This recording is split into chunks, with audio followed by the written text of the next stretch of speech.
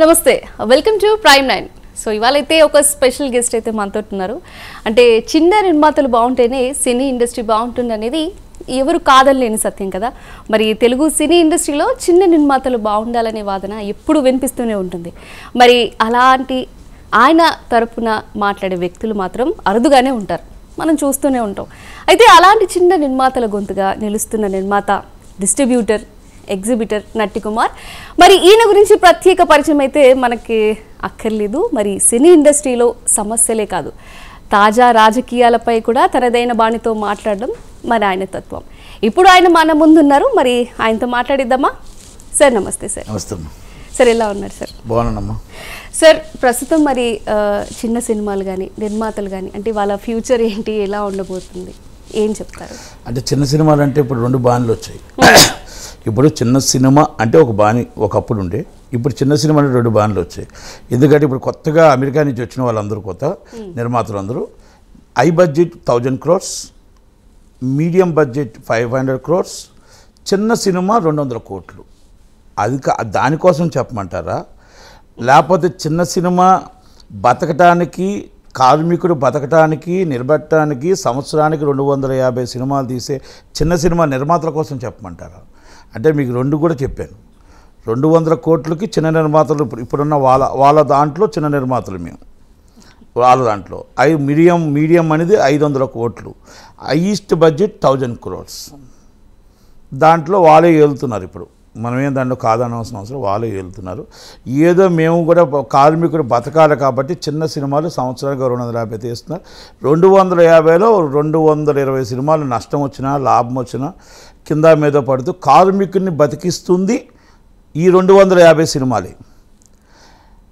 Corporate కంపెనీలు బతికిస్తుంది corporate కంపెనీలు డబ్బు తెచ్చిస్తుంది మనకు మేడలు కట్టిస్తుంది 100 కోట్లు హీరోలకు ఇస్తుంది ఈ పెద్ద సినిమా అంటే పెద్ద సినిమా చిన్న సినిమా 200 కోట్ల బడ్జెట్ చిన్న నిర్మాతలు అంటారు కదా ఈ చిన్న నిర్మాతలు 200 కోట్ల బడ్జెట్ దాంట్లో కార్మికులు బతకరు ఆ ఒక కార్మికుడు బతుకుతే ఆ కార్మికుడు ఇల్లు మీద ఇల్లు కడుతూనే ఉంటాడు ఆ 200 కోట్లు 500 కోట్లు 1000 కోట్ల బడ్జెట్ ఉన్నాడు కానీ 200 కోట్లు అనేది ఏ రోజు కూలి ఆ రోజు తీసుకునే కార్మికుడి నుంచి చిన్న సినిమా నిర్మాత నుంచి చిన్న డైరెక్టర్ నుంచి ప్రతి ఒక్కరూ ఇక్కడి నుంచి వెళ్ళిన వాళ్ళే అంత వాళ్ళు అయ్యారు కనుక అందుకే మిమ్మల్ని అడిగాను రెండు బాణీల్లో ఏది మిమ్మల్ని మీకు ఏది చెప్పమంటారు అని చిన్న సినిమా నిర్మాత పరిస్థితి ఈరోజు ఎలాగుందంటే సినిమా తీయడం ఒక ఎత్తు అయితే సినిమా రిలీజ్ చేయడం ఒక ఎత్తు అయితే థియేటర్ దొరకడం ఒక ఎత్తు అయితే ఆ సినిమా ఆడుతుందో జనాలు వస్తారో రారో అని ఒక ఎత్తు అయితే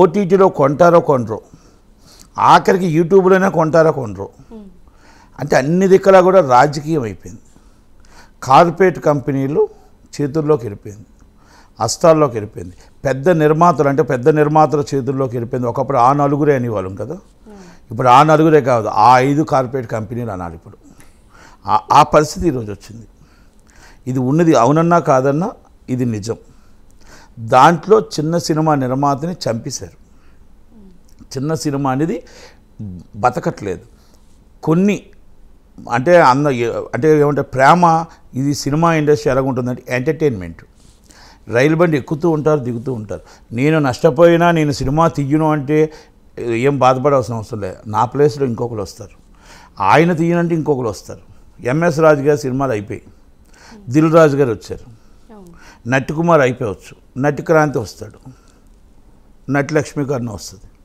ఇట్స్ డిఫరెంట్ దాసనారాయణ గారు అయిపోయారు అన్నారు దాసనారాయణ గారి తర్వాత ఇంకొకరు వచ్చారు అంటే ఎవ్వరు ఇక్కడ రాఘవేంద్ర గారు ఆపేశారన్నారు రాఘవేంద్ర గారి తర్వాత సుకుమార్ గారు వచ్చారు ఇట్స్ డిఫరెంట్ మనం ఎవరిని ఈ సినిమా ఇండస్ట్రీలో ఎవరు శాశ్వతం కాదు అలాగే శాశ్వత శత్రువులు కాదు శాశ్వత మిత్రులు కాదు అంటే ఇక్కడ ఇదంతా కూడా ఒక సినిమా ఇండస్ట్రీలో ఒక డ్రామా అంటే 3 గంటల సినిమాని ఒక ఎంటర్టైన్మెంట్గానే చూడాలి అంటే మీకు అర్థమై ఉంటుంది జనాలకు అర్థమైపోయింది అది అంటే ఇక్కడ 3 గంటలు మన drama bench car drama road royal drama TVS ఛాంపో డ్రామా అన్ని డ్రామాని ఏ రోజు టీవీఎస్ ఛాంపో రోడ్ రాయల్కి వెళ్ళొచ్చు మళ్ళీ అదే బండి కింద దిగొచ్చు ఏ బండి అయినా వెళ్ళొచ్చు ఏ బండి అయినా ఉండొచ్చు రోడ్ రాయల్లో వెళ్ళినోడికి జోబీలో 10 రూపాయలు ఉండకపోవచ్చు అందుకే అంటారు సినిమా ఇది సినిమా ప్రపంచం ఇది సినిమారా బాబు, ఈ సినిమా ప్రపంచం అని చెప్పేసి ఒక సాంగ్ వస్తుంది. అలాగా ఈ సినిమా ప్రపంచంలో గొప్పలు ఎక్కువ ఉంటాయి. ఆ గొప్పలను చూసి మనం పడిపోకూడదు. కనుక మీరు అడిగిన ప్రశ్నకి చిన్న సినిమా నిర్మాత పరిస్థితి చాలా కష్టకాలంలో చాలా ఇబ్బందుల్లో ఉంది. కానీ మేము పోరాడుతూనే ఉన్నాం. 98 నుంచి చిన్న సినిమాల కోసం పోరాడుతూనే ఉన్నాం. ఓకే, అది పోరాడుతూ ఉంటే రాదు అని అంటానికి లేదు, ఏదో కాస్త కోస్తో స్ట్రగుల్ పడుతూనే వెళ్తూ ఉన్నాం. కానీ ఈ రోజుకి నేను చిన్న సినిమా నిర్మాతగా నేను చాలా సినిమాలు తీశాను. మిడిల్ క్లాస్ సినిమాలు తీశాను. హై బడ్జెట్లో తీయలేదు, కానీ నేను మిడిల్ తీశాను, నేను లో బడ్జెట్ తీశాను. అయితే ప్రతి నిర్మాతకి లాభం వస్తే సూపర్ హిట్, లాభం రాకపోతే సూపర్ ఫ్లాప్. ఇది మాత్రం మనం గుర్తుపెట్టుకోవాలి. ఎందుకంటే మనం లాభానికి వ్యాపారం చేస్తున్నాం. కానీ ఇక్కడ పెట్టుబడిదారులు వేరే వాళ్ళు వస్తున్నారు. రియల్ ఎస్టేట్ ఒకప్పుడు మా చిన్నప్పటి టైంలో రియల్ ఎస్టేట్ వచ్చేవారు. రియల్ ఎస్టేట్లో బాగా వచ్చి బాగా సంపాదించి ఫ్యాక్టరీ వాళ్ళు ఆలీలు వచ్చారు. ఇప్పుడు అమెరికా నుంచి వస్తున్నారు. అమెరికా పెట్టుబడులు ఎక్కువైపోయి, అమెరికా మొత్తం ఎన్ఆర్ఏ పెట్టుబడులు ఎక్కువైపోయి, దానివల్ల ఇప్పుడు 1000 కోట్ల బడ్జెట్ వచ్చింది, దానివల్ల 500 కోట్ల బడ్జెట్ వచ్చింది, దానివల్ల 200 కోట్ల బడ్జెట్ వచ్చింది. వాళ్ళకి పోయినా లెక్కలేదు, వచ్చినా లెక్కలేదు. కానీ ఒకటి మాత్రం చెప్తాను, ఆఖరి టైంలో వీళ్ళు మొత్తం డబ్బులు లెక్కెట్టుకుంటే వీళ్ళ దగ్గర ఏముండదు, గుడ్డు సున్నానే. ఇది ఈ సున్నా తప్ప ఏముండదు. ఆఖరి టైంలో ఎవరు బాగుపడుతున్నారు వీళ్ళ అంటే, హీరో బాగుపడుతున్నాడు, డైరెక్టర్ బాగుపడుతున్నాడు, హీరోయిన్స్ బాగుపడుతున్నారు, సైడ్ ఆర్టిస్టులు బాగుపడుతున్నారు, మెయిన్ టెక్నీషియన్స్ బాగుపడుతున్నారు తప్ప నిర్మాత లాస్ట్కి ఏముండదు. చిన్న సినిమా నిర్మాత ఎలాగున్నాడో ఆ నిర్మాత అలాగే ఉంటాడు. మీరు కావాలంటే ఉదాహరణకి మీరు పేర్లు వద్దు, ఉదాహరణకి మీరు కావాలంటే ఈ మధ్యకాలంలో ఒక సినిమా సూపర్ ఫ్లాప్ అయిపోయి పరిస్థితుల ప్రభావంతో ఆయన మొత్తం ఒక 5,000 కోట్లకు అధిపతి. ఈరోజు ఆయన పరిస్థితి ఏంటో తెలుసుకోండి. అంటే పేరు చెప్పను, వద్దు. అంటే నేను ఆయన కోసం కూడా అనట్లేదు. సో మెనీ పీపుల్ అమెరికా నుంచి దిగేటప్పుడు చాలా చక్కగా దిగాడు, మళ్ళీ వెళ్ళేటప్పుడు ఫ్లైట్ టికెట్ డబ్బులు లేవు. ఇది నేను చెప్పింది రియల్. ఒప్పుకుంటే ఒప్పుకోవచ్చు, ఒప్పుకోకపోతే మానివచ్చు, కానీ ఇది నేను రియల్ నేను చెప్పింది. ఇది ఒప్పుకోక తప్పదు. అది అంటే ఆ పరిస్థితుల్లో మనం సినిమా తీయడం అవసరమా అని అడుగుతున్నా. అన్ని 100 కోట్లు పాన్ ఇండియా పెట్టి సినిమా తీయడం అవసరమా అని అడుగుతున్నా. ఈ హీరోలను పెంచడం కోసం, వీళ్ళని పెంచడం కోసం మనం 300 కోట్ల రూపాయలు వాళ్ళకి రెమ్యునరేషన్ ఇచ్చి 1000 కోట్లు బడ్జెట్ పెంచడం మంచిదా? మనం గతంలో 30 కోట్లు, 20 కోట్లు, 50 కోట్లు సినిమా తీసి 300 కోట్లు మన కలెక్షన్ రావడం మంచిదా చెప్పండి. దాన్ని మీకు ఉదాహరణకు ఒకటి చెప్తా. సంక్రాంతికి వస్తున్న 300 కోట్లు కొట్టాం, సూపర్ డూపర్ హిట్, మొత్తం డబ్బంతా మా బ్యాంకులో పడిపోయింది. మీకు చిన్న కథ చెప్తా. 300 కోట్లు 54 కోట్లు జిఎస్టీ గవర్నమెంట్కి వెళ్ళిపోయింది. 300 కోట్లు 20% కమిషను, డిస్ట్రిబ్యూటర్ కమిషను 60 కోట్లు. 60 కోట్లు ఇంటూ 54 కోట్లు ఎంత అవుతుంది?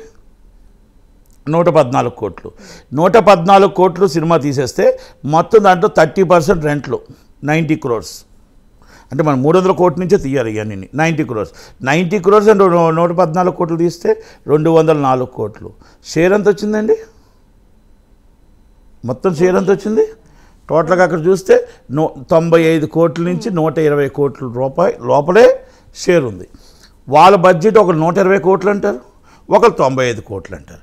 పోనీ 95 కోట్లు అనుకుంటే ఒక 25 కోట్లు మిగిలింది. అంతకుముందు ఒక సినిమా ఫ్లాప్ అయింది, అంటే దాంతోపాటే అది ఒక 200 కోట్లు లాక్కెళ్ళిపోయింది. హిట్ అయితే 20 కోట్లు, ఫట్ అయితే 200 కోట్లు. ఆ నిర్మాత ఎలా నిలబడతాడు? పేరుకి ఆ సినిమా సూపర్ హిట్. ఇది నేను చెప్పింది నిజం కాదు, నట్టుకుమార్ చెప్పింది అబద్ధం, 300 కోట్లు నాకే వచ్చింది, నా జోబులో వేసుకున్నానని చెప్పి దిల్ రాజు నాకు చెప్పమానండి. డిబేట్కి దేనికైనా రెడీ. నేను చెప్పింది అబద్ధం అయితే.